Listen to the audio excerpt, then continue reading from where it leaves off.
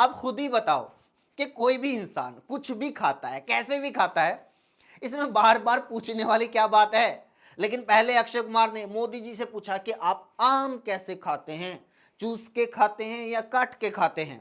अब देवेंद्र फडणवीस से पूछा कि आप संतरा छील के खाते हैं या काट के खाते हैं। यह सवाल अक्षय कुमार इसलिए पूछ रहे हैं क्योंकि वो खुद कई साल से सिर्फ चाट के खाते हैं। आज के वीडियो में हम अक्षय कुमार, परेश रावल, अमिताभ बच्चन से लेकर विक्रांत मसीह तक ऐसे ही बॉलीवुड स्टार्स की बात करेंगे जिन्होंने इस हद तक गवर्नमेंट के सामने सरेंडर कर दिया है कि सत्ता में बैठे लोग वॉशरूम में बैठ के भी इनको कॉल करते हैं, हेलो अक्षय, मैंने कर ली है, आके धो दे।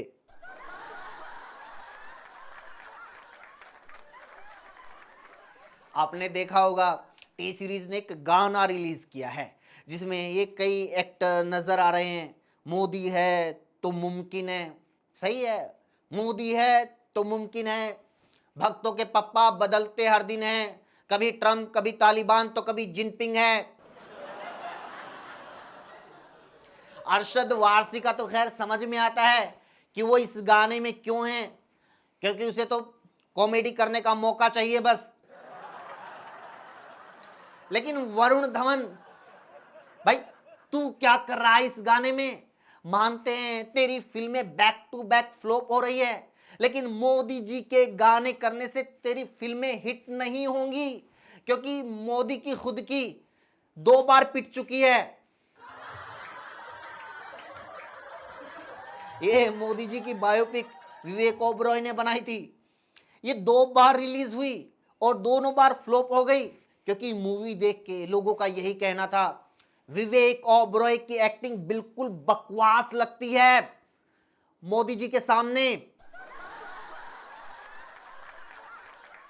वैसे देखा जाए तो बॉलीवुड एक्टर्स की हमें आलोचना नहीं करनी चाहिए, वो अपनी जगह बिल्कुल ठीक है, क्योंकि हर एक प्रोफेशन में ये होता है कि आप जिससे इंस्पायर होते हैं, जो आपसे बेटर होता है, आप ऑटोमेटिकली उसके फैन बन जाते हैं।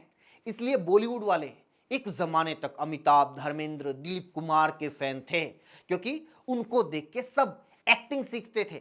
लेकिन ये पुराने जमाने की बात है, आज सभी मोदी जी के फैन हैं।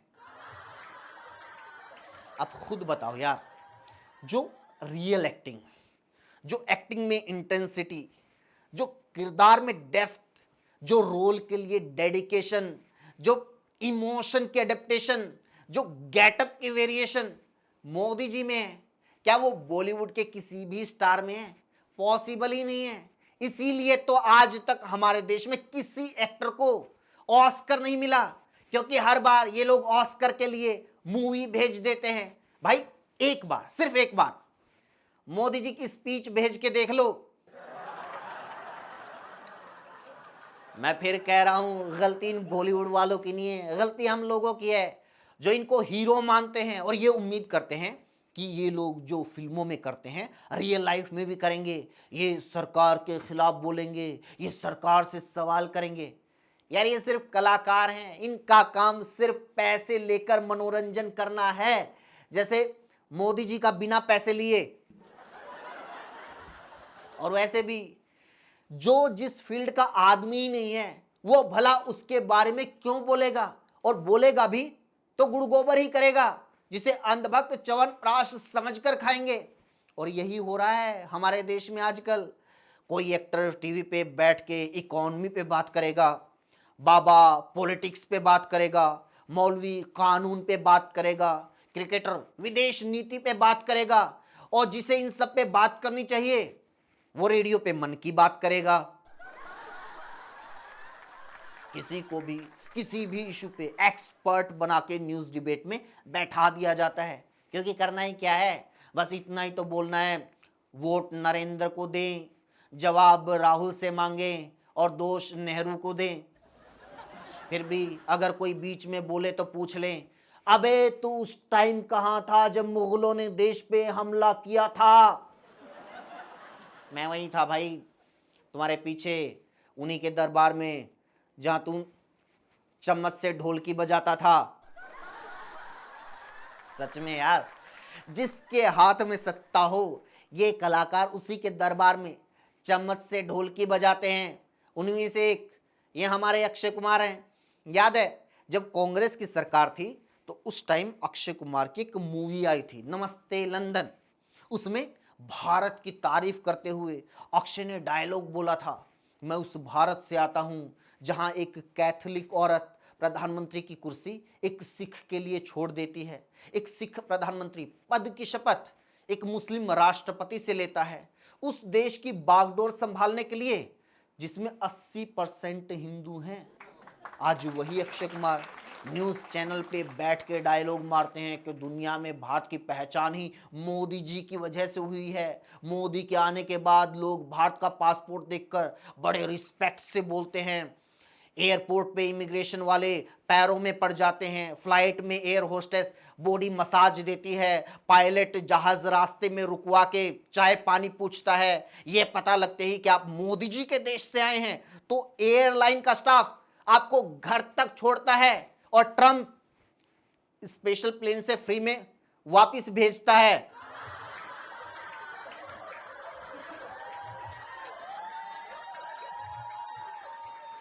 मीडिया और कलाकार इन लोगों पर अक्सर सवाल उठते रहते हैं कि ये अपना काम सही से नहीं करते, जबकि आज हम आपके सामने खुलासा करने जा रहे हैं कि इस देश में सिर्फ यही लोग हैं जो अपना काम ढंग से कर रहे हैं। क्योंकि अगर आप इतिहास में जाएंगे तो मीडिया का जन्म ही राजा के संदेश को प्रजा तक पहुंचाने के लिए हुआ था और कलाकारों का निर्माण और विकास ही राजा के दरबार में मुजरा और मनोरंजन करने के लिए हुआ था। जिसकी खाई बाकड़ी उसके गाए गीत, अवतारों के अवतार मोदी हैं, शाहों के शाह अमित। कुछ ऐसा ही काम है कलाकारों का। प्राचीन भारत में नाट्य शास्त्र 200 ईस्वी पूर्व से लेकर मुगल दरबारों तक, प्राचीन रोम से लेकर मध्यकालीन यूरोप तक कलाकार, कवि और विदूषक जोकर राजाओं की तारीफ में कसीदे पढ़ते थे, उनका मनोरंजन करते थे। राजशाही की छाया में ही कला फली और आम जनता की स्वतंत्रता दबी। लेकिन फिर धीरे धीरे वक्त गुजरने के साथ कलाकारों का और मीडिया का समाज में रोल बदला। मीडिया को लोकतंत्र का फोर्थ पिलर कहा जाने लगा, यानी चौथा खंबा जिस पर रोज सरकारी नेता टांग उठा के मुतते हैं। इसलिए तो गुल्लू की शक्ल हमेशा ऐसी रहती है। उस जमाने में जो कलाकार राजा की जितनी ज्यादा तारीफ करता, जो जितना मनोरंजन करता, वो उतना बड़ा इनाम पाता। उसी परंपरा से निकलकर ही आज हमारे यहाँ कोई सुपरस्टार है, कोई रॉक स्टार है, तो कोई विमल स्टार है। राजशाही के दौर में जो ढिंडोरची राजा का संदेश जनता तक पहुंचाता, जो संदेशवाहक राजा के लिए शुभ संदेश लेकर आता, उसको इनाम मिलता। उसी परंपरा से निकलकर आज कोई पत्रकार है, कोई न्यूज एंकर है, तो कोई न्यूज स्टार है। लेकिन बरसों लंबा इतिहास है पत्रकारों और कलाकारों का। तो वक्त के साथ इक्का दुक्का चंद गिने चुने लोग अपनी परंपरा से बगावत भी करने लगे। वो भूले भटके सत्ता के खिलाफ आवाज भी उठाने लगे, लिखने लगे, बोलने लगे। लेकिन ये हमेशा गिने चुने लोग ही होते थे, उंगलियों पे गिनने लायक। इसलिए उन तमाम लोगों को समाज में एक अलग सम्मान मिला। लेकिन बाकी सारे ढिंडोरची और कलाकार दरबारों तक ही सीमित रहे। उन्हें ना जनता से वास्ता, ना समाज की चिंता, ना देश की चिंता। उनका काम सिर्फ राजा को खुश करना, उनका मनोरंजन करना और पैसे लूटना रहा। आज भी हमारे ज्यादातर कलाकार और पत्रकार अपनी उसी परंपरा को आगे बढ़ा रहे हैं।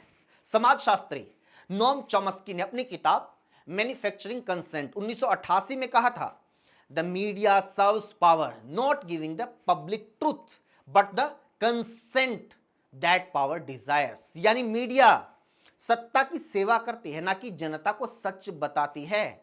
वो सिर्फ सत्ता के मुताबिक जनता को सच बताती है ताकि उसके बीच सत्ता के मुताबिक सहमति बनी रहे। जैसे कि आजकल होता है, हिंदू खतरे में है, फलाना है तो मुमकिन है, पोपा ने वो रुकवा दी। मिशेल फूको एक फ्रेंच दार्शनिक, उन्होंने कहा था, media and art shape the truth of power which control society. Media और कला सत्ता के सत्य को गढ़ते हैं जो समाज को कंट्रोल करता है।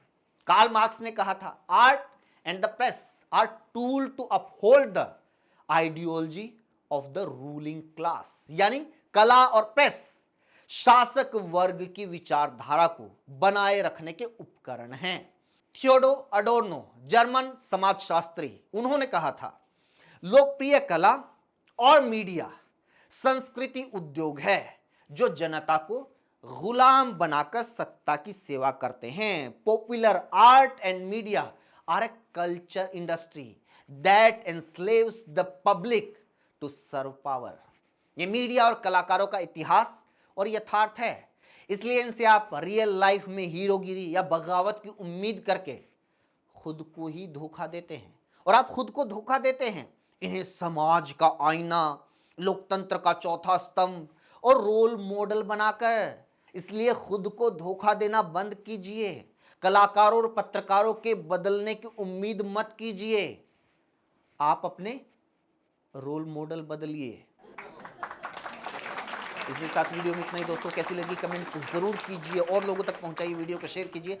जुड़ने के लिए चैनल को जरूर सब्सक्राइब कीजिए। Thank you so much.